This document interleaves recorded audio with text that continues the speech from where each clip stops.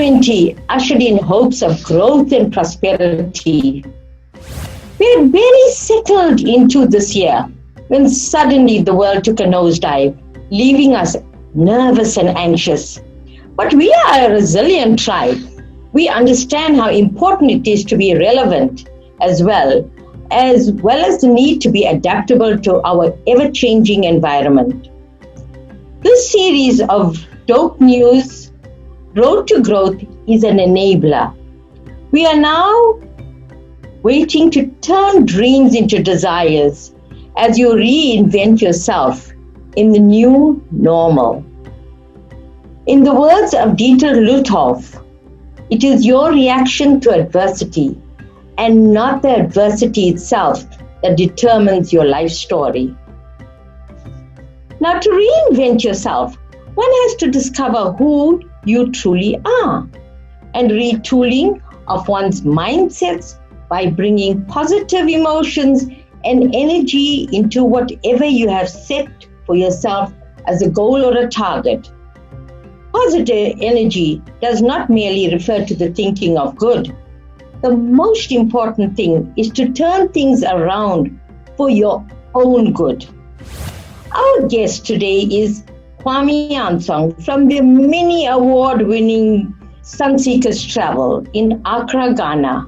Kwame is indeed a trailblazer, a person who is very well known in Ghana for turning things around for his own good and for the greater good for the Ghanaian community. Welcome. Yes. Thank you so much. Thank you, Bunny. Good afternoon. It's a pleasure to be on the show. Thank you, Kwame.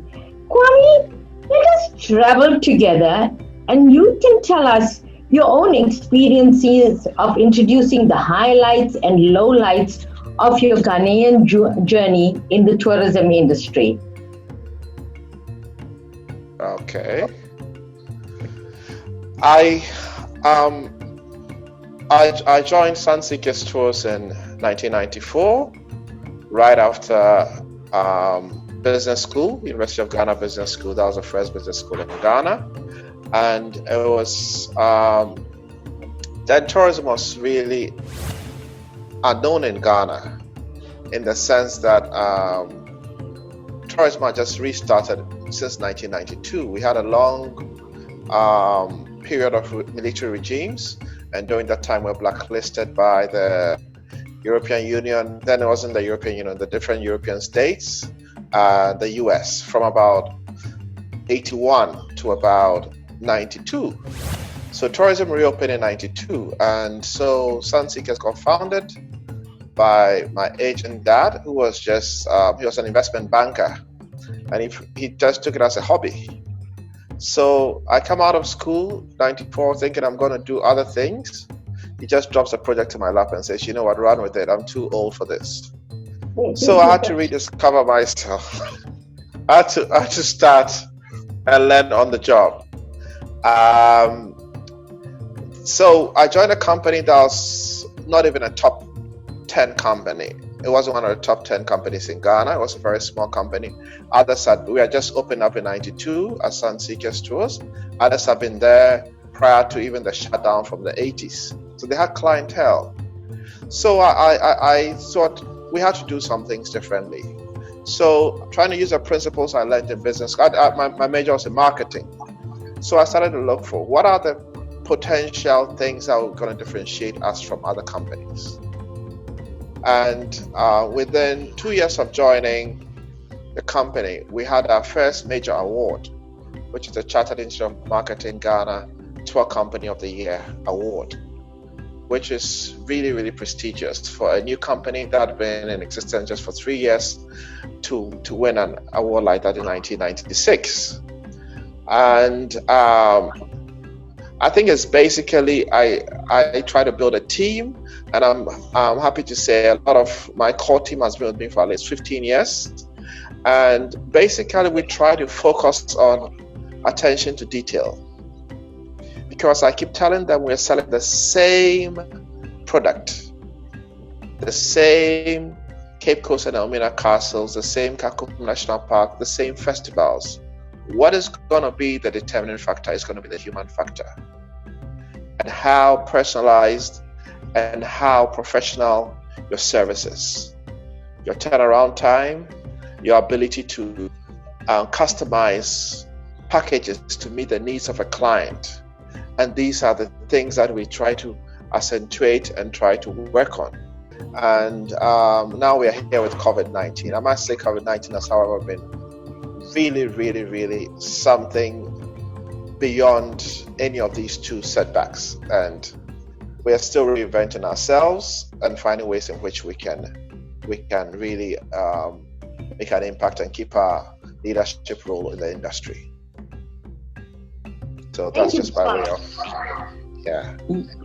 This is very interesting. I'm quite sure you have mastered the skill of reinventing. Challenges that you've had on 9/11, on Ebola, and what's happening in COVID currently. And I do think that you brought to the fore that we have, as a tourism industry or as global citizens, we have lived through many unprecedented times. This is not something new to us, but of course the scale is so much more larger at the moment. But we are a very resilient tribe of people. So I'm sure with you having reinvented yourself when you open Sunseekers Travel, you will definitely reinvent yourself now and emerge into a much more bigger force. Can you tell us a few steps or measures taken by the government to assist travel and tourism practitioners during this volatile period and the way forward? Okay, just last week, a 1 billion CD stimulus package was launched for under what we call the National Board for Small Scale Industries, and the sectors that have a right. It's going to be these are like loans with soft loans with a 1-year moratorium and with an interest rate of 3%. And this is unheard of a country where your interest rate is about 27 to 30% for most commercial banks. And this is mainly for the tourism and hospitality industry, for those producing PPEs and sanitizers and alcoholic, all the precautionary things for the to fight the COVID-19 pandemic, and also to help some health-related industries and pharmaceutical industries. So basically, tourism was one of the sectors that were highlighted in this 1 billion CDs, and actually it was launched by the president, I think, on Wednesday. And they opened up a portal where you electronically apply. Prior to that, there had been a circular to all banks to give a minimum 6-month moratorium to any hospitality industry company that had loans, to give us a chance at least to breathe and to be able to recover. Excellent, Kwame. I'm sure. Yeah, so these are some of the things. This is definitely going to help the tourism industry stakeholders to be able to turn around and grow their businesses. Absolutely, but you know, like Oliver Twist, we're always asking for more. We're still pushing the government, and I think tourism, unfortunately, is one of those industries that requires a huge amount to be constantly reinventing ourselves. We've all learned that. Absolutely. Absolutely. So we're still pushing for more support, but we'll see how it goes. Yes. All right. Now, Kwame has travel between Accra and the neighboring towns. Are they open currently? Yes. Since the lockdown ended on April 19th, everything's been open. Actually, what happened was the lockdown was from March 25th to April 19th for 3 weeks. After that, everything's been open, just that you cannot move in large numbers. Also, since the last week of April, domestic flights have restarted. There are two main domestic carriers who've restarted. They're doing flights to Kumasi, the second city, Tamale, the third city, and Takoradi, Takoradi, the third city, and Tamale, the fourth city. So domestic flights have resumed.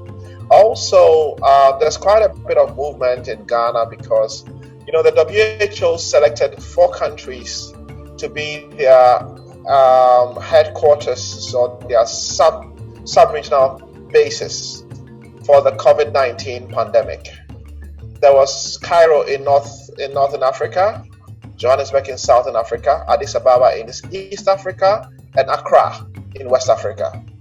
So there's quite a lot of movement in terms of humanitarian flights coming back and forth into Ghana. And I live quite close to the airport, so on a daily basis you see all kinds of cargo flights coming in. You see UN chartered flights coming in and the like. So it's been quite interesting. And one of the airlines I represent under my GSA business, Askai Airlines, has been doing humanitarian and charter flights out of Accra into West Africa for the WHO. And so it's quite a thing. A lot is happening in Ghana at the moment, yes, in terms of movements, yes. All right. Thanks, Kwame. But tell me, what do you think travel would be like post-COVID? Well, travel to Ghana, in terms of anytime you see the arrival numbers of Ghana, about 80% of them are business travel. And more, Ghana is becoming like a base, or should I say the de facto sub-regional headquarters for a lot of the multinationals who operate within sub-Saharan Africa. So usually for West and Central Africa, they will choose Accra. East Africa, they will choose Nairobi.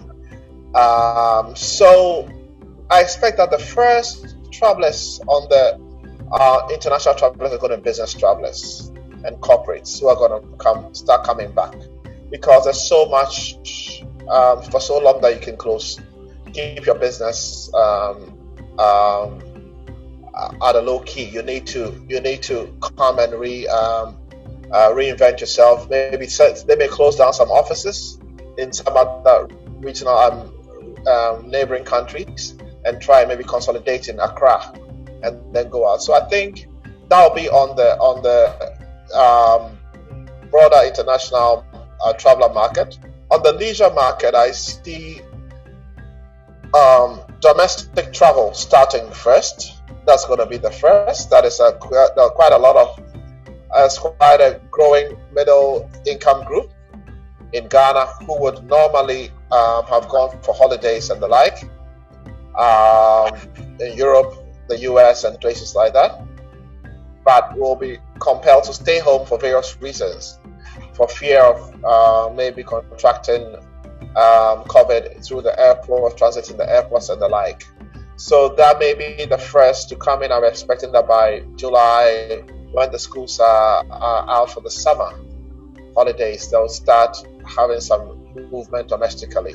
Regional travel, Ghana has a lot of clients coming from other regional neighboring countries into Ghana for holidays. The French have typically gone to Paris for their holidays and the like. But with COVID in Europe, I doubt whether there'll be so much movement there. But one of our largest markets has been the Nigerian market. We have a lot of Nigerians who come into Ghana because of the relative calm and safety and good facilities here.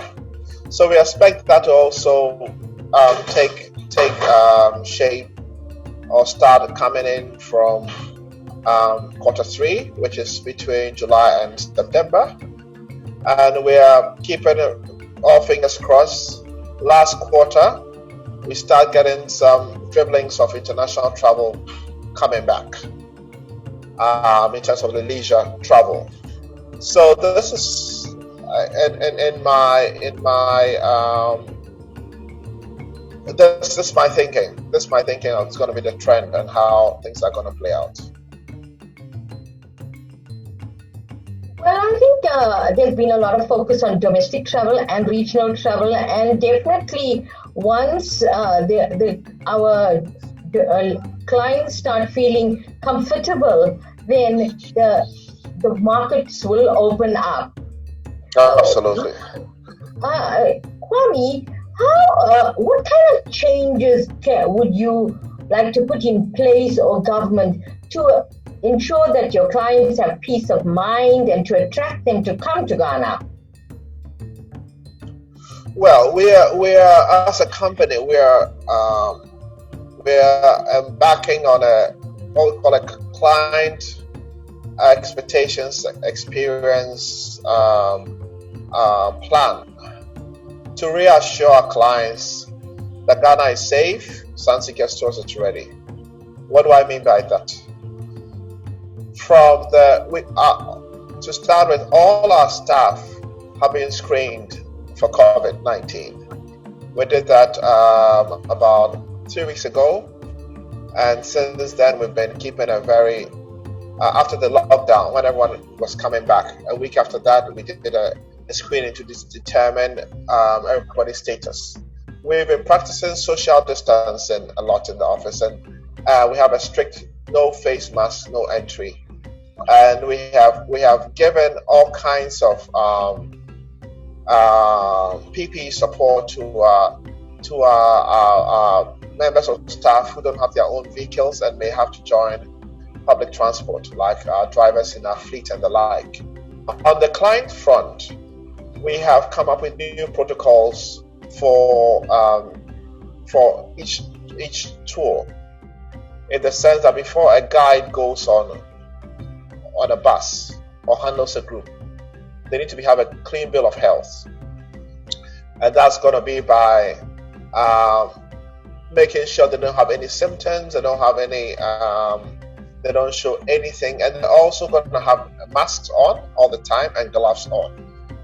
Also, any vehicle or place we use is going to be consistently sanitized with rubbing alcohol or methylated spirits and other means of disinfection. So that, like the handles of entrance door handles to a bus or vehicle, or the seats where your handrests and things are. As soon as you get to a destination, the driver quickly desanitizes all those places.